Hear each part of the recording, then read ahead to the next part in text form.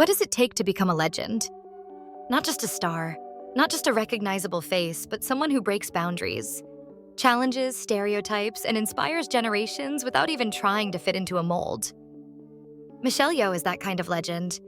Over more than 4 decades, she has transformed from a ballet student in London into a martial arts icon in Hong Kong, from a Bond girl into an Oscar-winning actress, from a national treasure into a symbol of global empowerment.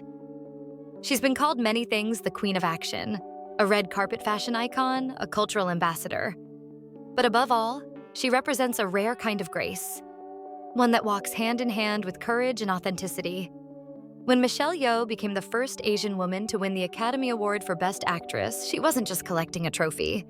She was breaking a ceiling that had stood for nearly 100 years in Hollywood. It wasn't a lucky moment, it was the result of decades of perseverance, reinvention, and deep belief in her craft.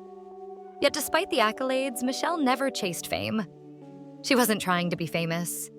She simply wanted to express herself through movement, emotion, and story. And the story didn't start on a big stage or in the heart of Hollywood. It began in a small, sleepy town in Malaysia called Ipoh. That's where the seeds were planted. From Ipoh to Hong Kong, from Hong Kong to Hollywood, Michelle Yeoh has never followed the path others expected of her. She made her own. This is the story of a woman who refused to be boxed in by race, age, accent, or expectations. A woman who proved that elegance and strength can live in the same body. This is the story of Michelle Yeoh. Michelle Yeoh was born on August 6, 1962 in Ipoh, a quiet town in western Malaysia. Her family was ethnically Chinese and relatively well-off. Her father, Yeoh, was a prominent lawyer and even a local politician known for his sharp mind and proud bearing. Michelle grew up in a household where education was a priority. Discipline was expected and achievement wasn't optional. It was the standard. But Michelle wasn't the bookish child her parents had imagined. From a young age, she was drawn to movement dancing, jumping, spinning in the living room whenever music played. She wasn't trying to impress anyone. She simply loved the way movement felt. Her mother quickly noticed the spark and enrolled her in dance classes. Michelle thrived. By her teens, she was deeply committed to ballet. Her dream wasn't to be in movies or on television. She wanted to dance on stage. She wanted to be a prima ballerina. At age 15, she moved to London to study at the Royal Academy of Dance. It was a bold move, especially for a young Asian girl in the late 1970s. Michelle spoke English fluently, but she still stood out not just because of her heritage, but because of her sheer determination. At the academy, she threw herself into training, living, and breathing ballet. She didn't go to parties. She didn't waste time. She was laser-focused on becoming great. But then life did what life often does. It changed the plan. A serious back injury during training forced Michelle to give up her dreams of becoming a professional ballet dancer. For any young artist, such a moment is devastating. Everything she had worked toward was suddenly out of reach. For a time, she felt lost. But if there's one thing Michelle Yeoh would become known for, it's this. She never lets a closed door stop her from finding another way through. So instead of crumbling, she pivoted. She switched her major to creative arts and drama, studied choreography, and quietly began reshaping her future without even knowing it.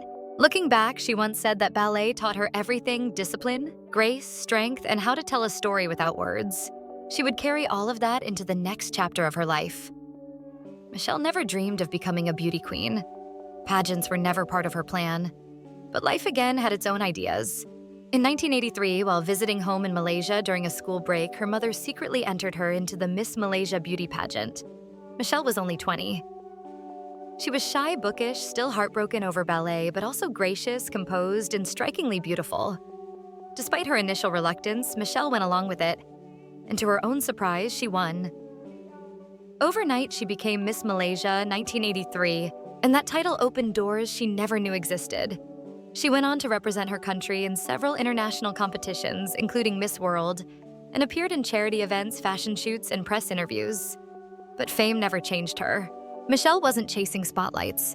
She simply took each opportunity as it came, treating every experience as a way to grow. And then came the call that would change everything. In 1984, she appeared in a commercial for Guy Laroche watches alongside Jackie Chan.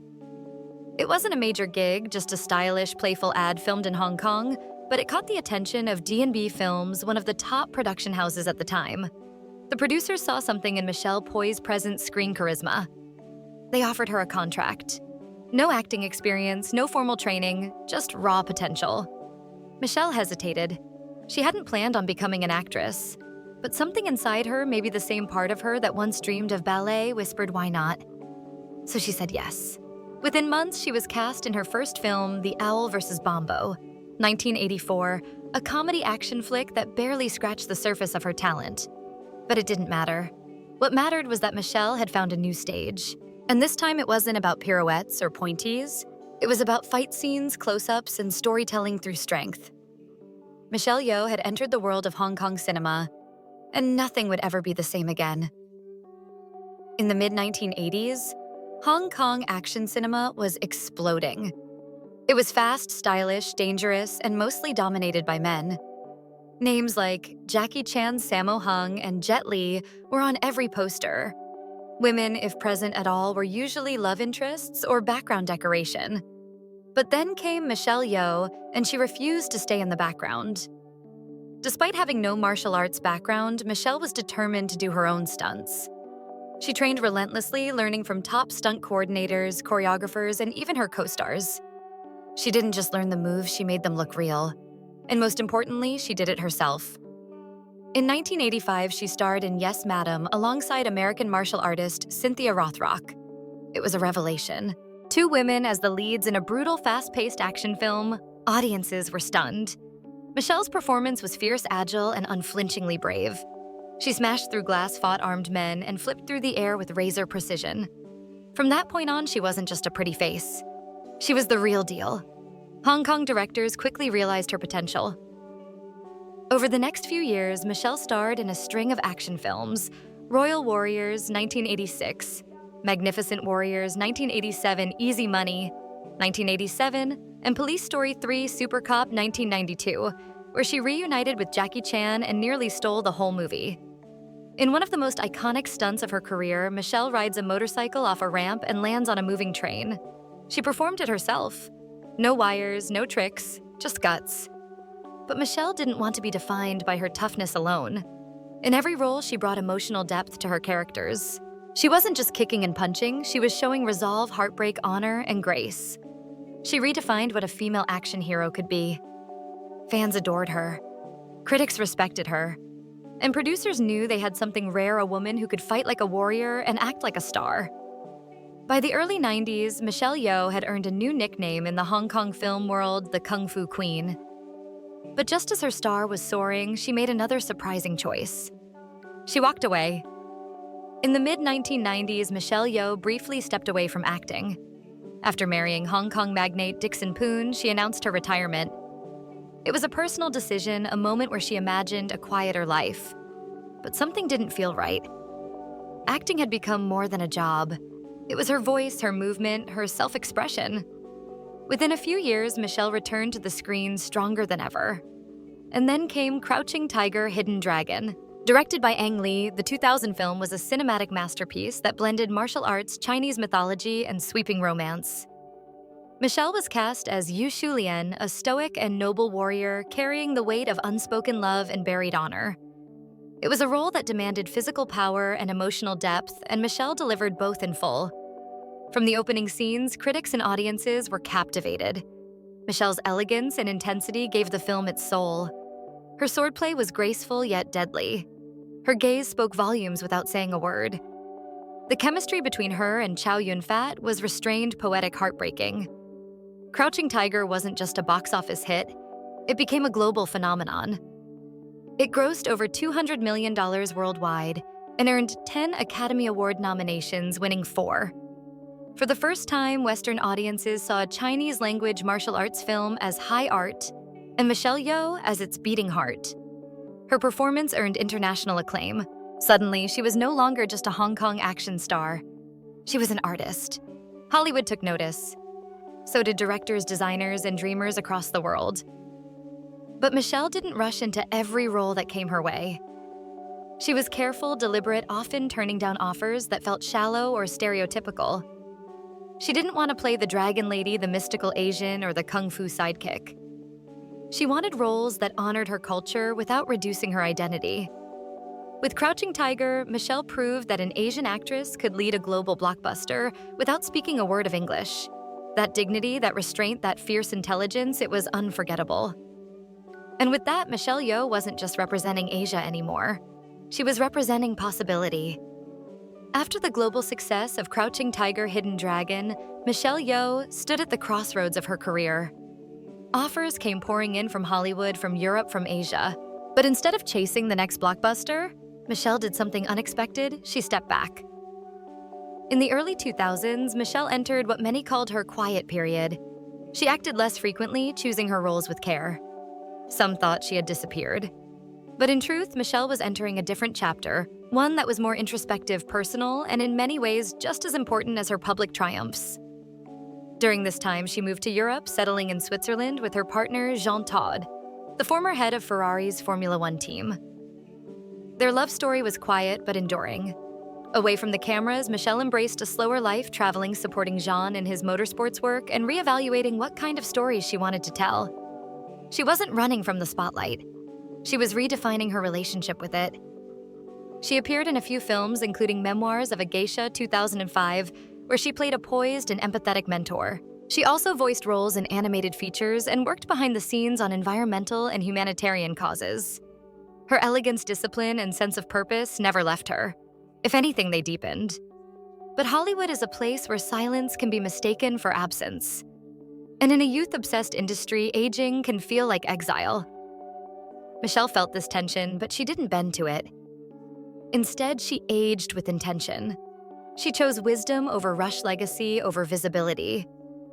In interviews, she spoke candidly about the lack of strong roles for Asian women her age, and yet she refused to settle for less. This period was less about fame and more about soul. Michelle was asking herself bigger questions. What kind of stories are worth telling? What does it mean to be a woman in film, not just young or beautiful or exotic, but real? She waited, and the world slowly caught up to her. Because what Michelle Yeoh was building in silence was resilience, and that would become her superpower in the decade to come. By the time Crazy Rich Asians came around in 2018, Michelle Yeoh had nothing left to prove. She was already a legend in Asia and a respected name in international cinema. But this role, Eleanor Young, the matriarch of a powerful Singaporean family, offered something new, a return to the spotlight on her own terms in a story rooted in Asian identity and told with unapologetic confidence. Crazy Rich Asians was more than a rom-com. It was a cultural moment. The first major Hollywood studio film in 25 years with an all-Asian cast, it carried the hopes of an entire diaspora. And at the center of it stood Michelle with steely eyes and elegant posture, commanding every scene without raising her voice. Her portrayal of Eleanor was layered and complex. She wasn't a villain, though she was certainly an obstacle. She was a woman bound by tradition, torn between legacy and love, between duty and compassion. Michelle didn't just play a strict mother-in-law. She embodied the quiet power of women who carry generations on their shoulders. In one iconic scene, she says, "You will never be enough," a line delivered so coldly and perfectly that it sent chills through theaters. And yet audiences also saw her vulnerability, her sacrifice, and by the end, her silent growth. The film became a box office smash and a global conversation starter. For Michelle, it marked a new chapter, not as an action star, but as an actress who could carry emotional gravitas and intergenerational tension. It introduced her to a younger audience who hadn't grown up watching her fly across rooftops or perform death-defying stunts. And they loved her for it. Michelle once again proved she could evolve. She didn't need to punch or kick to be powerful. Her presence alone was enough. In Crazy Rich Asians, she became a different kind of hero, the kind who holds a family together while tearing down internal walls. And Hollywood took notice again. No one could have predicted that Michelle Yeoh's most defining role would come at age 60 in a film that blended kung fu, absurdist comedy, immigrant trauma, intergenerational tension, and bagel-shaped black holes. But that's exactly what Everything Everywhere All at Once delivered. And it delivered her straight into history. Released in 2022 by indie studio A24 and directed by the visionary duo Daniel Kwan and Daniel Scheinert. The film was a genre-defying roller coaster. Michelle played Evelyn Wang, a weary laundromat owner trying to file taxes, and suddenly swept into a multiverse of infinite versions of herself. In one moment, she's a kung fu goddess. In another, she's a woman with hot dog fingers. But beneath the chaos lies a deeper truth. The story of a mother, a wife, an immigrant, a woman struggling to feel that she is enough. Michelle poured everything into Evelyn. Physical comedy, heartbreak, anger, confusion, love, she carried it all with stunning authenticity. The role demanded that she be funny and broken brave and lost often in the same breath. It was the kind of performance only someone with her life experience, her physical training, and her emotional depth could pull off. Audiences were floored. Critics hailed it as a masterpiece. Awards season took notice. And in March 2023, Michelle Yeoh made history by becoming the first Asian woman ever to win the Academy Award for Best Actress. As she stood on that stage holding her Oscar, she didn't just thank her team, she spoke to the world. For all the little boys and girls who look like me watching tonight, this is a beacon of hope and possibilities. Ladies, don't let anyone ever tell you you're past your prime. It was a moment decades in the making. It wasn't just about one performance. It was the culmination of a lifetime of resilience, of saying no to easy roles, of building a legacy on her own terms. Michelle had shattered not only records, but barriers. And the world didn't just applaud her, they celebrated her. After winning her Oscar, Michelle Yeoh could have rested. She had already conquered nearly every mountaintop an actress could imagine. But Michelle has never been interested in standing still. As if to prove that reinvention has no age limit, she signed on for one of the most ambitious sci-fi franchises of all time, James Cameron's Avatar universe. In Avatar 3, Fire and Ash, slated for release in December 2025, Michelle Yeoh plays Dr. Karina Moog, a human scientist whose role promises to be more than just a supporting character. Cameron, known for writing complex, layered female roles, described Dr. Moog as someone intellectually driven, emotionally grounded, and morally challenged. That sounds like a Yeoh role through and through. Although Avatar 2, The Way of Water introduced us to new tribes, creatures, and environments. Avatar 3 is expected to dive deeper into the conflict between the Na'vi and humanity, especially the gray zones of science, diplomacy, and survival. Michelle's character, a respected biologist, is rumored to bridge that gap. Someone who isn't fully aligned with either side, but whose decisions could determine the fate of Pandora. For Michelle, joining Avatar isn't just about blockbuster appeal. It's about being part of a cinematic experiment in world-building environmental commentary and cross-cultural storytelling. She's not just acting, she's contributing to a legacy. And once again, she's bringing something only she can offer: quiet strength, grace under pressure, and the weight of wisdom earned over decades. While other actresses might have faded into mentor roles, Michelle keeps growing into bigger, bolder characters without losing the soul that made her unforgettable in the first place. With Avatar 3, Michelle Yeoh steps into the future, one crafted from pixels and prophecy, science, and spirit. And just like in real life, she's not here to blend in. She's here to change the story. Michelle Yeoh's legacy can't be captured by a single award, a single performance, or a single era.